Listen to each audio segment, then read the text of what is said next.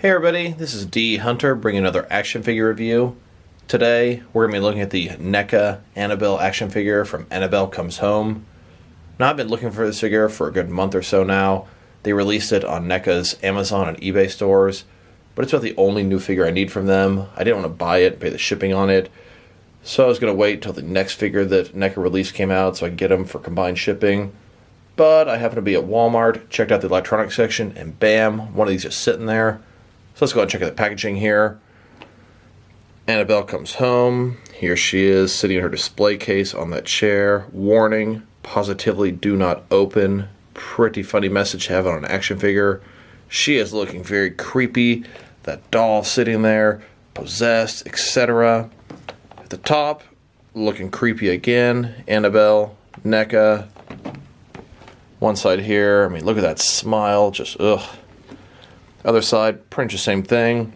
And on the back, you can see several different positions of her, sitting in her chair, laying down with a little note by her. Definitely creepy. And then on the bottom, there is a barcode in case that helps anybody, as well as some other credits.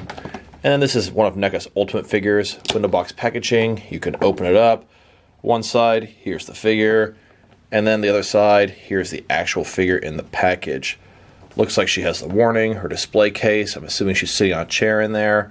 A couple different alternate heads. Pretty cool, pretty creepy. This is their second regular figure from the Conjuring universe, and I hope they make a whole bunch more.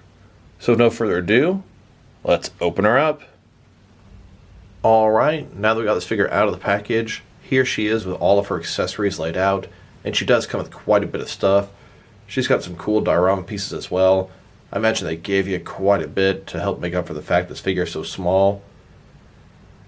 So this figure here is from the Annabelle film, but really all of her accessories are from pretty much the first 5 minutes of the original Conjuring film.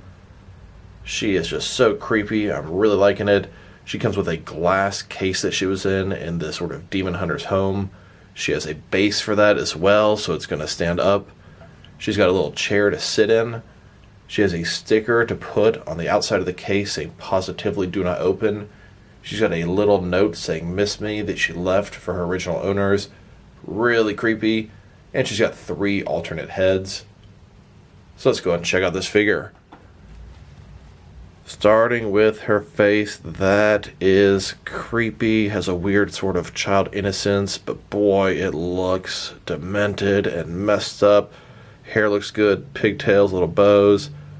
The face is creepy, sort of looking to the side, got that horrible smile, creepy, pale, horrible look to her. Dress here, the top is plastic, and then we've got soft goods at the bottom. That way she can sit in her chair pretty easily. It's got a wire at the bottom. Her legs look like this inside. A little bit of articulation in the knee and the hip. Overall, it's a pretty sort of small figure, and you don't really get a lot. But boy, that thing is creepy. This is going to be great with Chucky and some other possessed crazy dolls. Liking it so far. And then here's the figure broken down as far as she can go, with all of her movable parts detached. Now let's check out her accessories, starting off with these 2 items here. First one, this is a sticker you can place onto the case. Warning, positively do not open. It would go at the top of the case, approximately here. I'm probably not going to attach this thing to the case quite yet, as I'm not 100% sure if I'm going to put Annabelle in there, or possibly use it for something else. It also has this very small item that says miss me. Feels like it's on some kind of maybe plastic. It doesn't feel like cardboard. That is definitely a regular sticker. In The Conjuring, the original owners came home and had a note written in a red crayon saying miss me from Annabelle. She also wrote that on the ceiling in a very creepy scene. Now let's check out her heads. She's got 3 of them. On the far left, she's sort of looking to the side in a very creepy fashion. Then the one in the center, mouth a little bit more open, and she's looking pretty angry. On the far right, kind of a more normal expression, although normal with Annabelle is creepy in itself. So here's her first head. This is the head she came with in the package, her most normal or standard head. Her eyes do appear to be looking a little bit to the left, but not nearly as much as the other head. She's got that smile on her. Just terrifying. Here's her second head, pretty similar to the first one as far as the smile goes, but the eyes are looking considerably more to the left. You could do some pretty cool action figure photography with this. Have the original head sitting there on the chair, having another figure walk by her, then swapping heads and taking another photo. Pretty cool effect there. And definitely her just sitting there looking at you from the corner is a creepy image in itself. Here's her third head. In this one, she looks angry. She looks pissed. She's still smiling at the same time, so it's kind of off. It looks like her eyebrows are in a different position. And to have a porcelain doll to change facial expressions is pretty weird. Next, let's look at her chair. One solid piece of plastic. Print's got two colors, brown, a little bit of gold on, I don't know, some leaves or something back there. It does have the nice sort of stained wood look to it. It's got black and dark brown streaks. Here she is standing next to the chair. And here she is sitting in the chair. Looking pretty good. Absolutely no problem there. And in case you were curious how it would look next to a regular sized NECA figure, here it is. A little bit too short next to them. But tell you the truth, it seems to fit them pretty nicely. Next, let's look at her glass case. We've got the top part glass case so you can see what's inside. Then we've got the wooden base here. This thing has 4 pegs on it. The top part, 4 peg holes in the bottom, so that will simply attach like so. Once you've got the top securely attached to the bottom, it's on there pretty nicely, doesn't come off easily. So wood at the bottom, wood at the top. It's got a little sticker on the door with a little demon or warning not to open it. And of course this thing is hinged, can open and shut, very nice. If you don't want to use it for Annabelle, you can find a lot of uses for this in your action figure world. I know I can.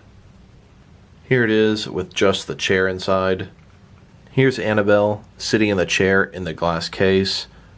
This is a very creepy background piece to have. I was thinking this could be the background at a demon hunter's house. This could be in your evidence room at the police station. This could even be a trophy in the Batcave. This thing looks great as is, although I'm probably going to keep Annabelle outside with my other horror figures for the most part. Haven't decided yet. I mentioned possibly being able to use this for other stuff in my action figure world. The first thing that came to mind was a Jason Todd, the dead Robin suit being displayed at the Batcave in a glass case. This figure's a little bit too tall for this, and I'd never be willing to dismember this figure to turn him into just a suit. Maybe I can find a broken one on eBay or something. And if I did take him apart, I could probably lower the suit a little bit. This might actually work very well for this purpose. One thing I wanted to point out, between her feet and her dress, it's so big and that wire, it can be hard to find enough clearance to easily shut the door in the case. This time when I put her in, I took her feet and twisted them sideways like so, and it actually helped quite a bit. I had no problem shutting the door with complete ease. Now that we've taken a pretty good look at both the figure and her accessories, next let's check the height of this figure. This figure is considerably short, but don't forget she's intended for the 7-inch scale action figures. This is a doll, she's pretty small in that universe. So from bottom to top, she's sitting at right about 4.5 inches tall, which will translate to about 11.5 centimeters. Now let's check out her articulation. So, starting with her head here, it can rotate from side to side. It can look up and down just a hair, not too much. Arms here, they're kind of on a ball joint, but they're obstructed by this ruffles. They really don't get to go out very far. They can go up and around all the way. Elbows, single jointed, they can be straight. They can go in a little bit more than 90 degrees, and they do have a swivel as well. Her wrists can rotate around. Looks like a little bit of a hinge too. Then she's got kind of like a ball joint here. She can rotate around. She can also go forward and back. Pretty good range of motion here. It's like where the bow is here. Can kind of slide around. That's where it switches. So let's pull up her skirt. Inside here, she's got a waist swivel below that. Then her legs, they can go outward about that far. They also appear to have, it looks like no swivel there. That looks like it's possible. Single joint knees, they can go quite a bit in. Looks like they can rotate. Then her feet can simply, okay, so her feet can't move at all. I rotated her knee earlier when I twisted her legs like so. So now I have this doll figure, this possessed doll Annabelle. What am I really going to do with this? Probably nothing. I'll probably just pop in her display case and put her in the back of the dollhouse. I think it's kind of funny background piece there. I got her mostly because I thought the figure looked excellent. I really thought the part was well done in the film. Pretty short scene that branched into their own films. Annabelle here, it's a creepy premise, and it fits in good with the rest of my NECA horror figures. Here's Annabelle in a 1/12 scale dollhouse. I just thought it was kind of funny. The doll possessed, being displayed in a dollhouse. Probably not where I'm really going to keep her though. Next, let's check her out compared with some other action figures. Here's how she is if you wanted to display her in her case, as she would stand next to some other 7-inch NECA horror figures. I imagine most people are going to want to display her this way among the others. Here she is next to the Crooked Man. This is the only other figure that NECA has made in plastic form from the Conjuring universe. They did make a nun figure in the cloth 8-inch retro style that I have no interest in. I'm fully expecting them to make a plastic ultimate version of the nun in the future, and hopefully some more Conjuring stuff. And speaking of evil dolls that come to life, here she is next to a Chucky figure. And then next to a Tiffany and Chucky. Here she is next to all the different Scarface figures I have in my collection. Scarface is the puppet controlled by the ventriloquist, a Batman villain. And here she is next to a Baby Doll figure. Baby Doll is a Batman villain. She has some weird condition that prevents her from aging properly and always looks like a child. Here she is next to a small doll from the comic The Dark Knight Returns. The Joker used this doll to spread his Joker toxin and kill tons and tons of people. And now you can only imagine what would happen if Toyman got a hold of Annabelle. Either version of Toyman. Here she is next to a whole bunch of different horror icons. I believe these are all from NECA. Next, let's check her out compared with some action figure lines from different various companies to see how she fits in both scale and style wise, in case you want to know which lines you can mix her with. Here she is with some of her NECA brothers. In front of you are 5 different action figure lines from NECA Toys. Then with some DST or Diamond Select toys. And here she is next to some McFarlane toys. And here she is next to some DC Direct and DC Collectibles figures. Then next to some Mattel wrestling figures. And here she is next to some Mezco 1/12 cloth soft goods action figures. Then next to some Mattel, DC, and Jurassic Park figures. And here next to some Mafex figures. Then with some Hasbro Marvel Legends. And here she is next to some SH Figure Arts action figures. And with some Jazzwares figures. So overall, this is a pretty decent figure, but what really makes her is the diorama pieces, the display case, and the chair. Having her by herself, yeah, I mean, she looks okay. I'm not super fond of her legs and her sort of skirt dress thing.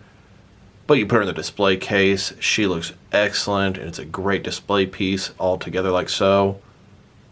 If I were to rate this figure, I'd probably give her a 7 out of 10, but without the extra pieces, she'd be considerably lower. Here's to hoping they give us some more Conjuring figures, starting with a plastic ultimate version of the Nun. So this is D Hunter. Thank you guys for watching this video. If you like the video, press like below. If you have anything you want to say about the video, add to the comment section. If you want to see additional action figure reviews from me, press subscribe. I do appreciate when you do that. Once again, this is D Hunter. Thank you guys for watching this video, and I'll talk to you guys real soon.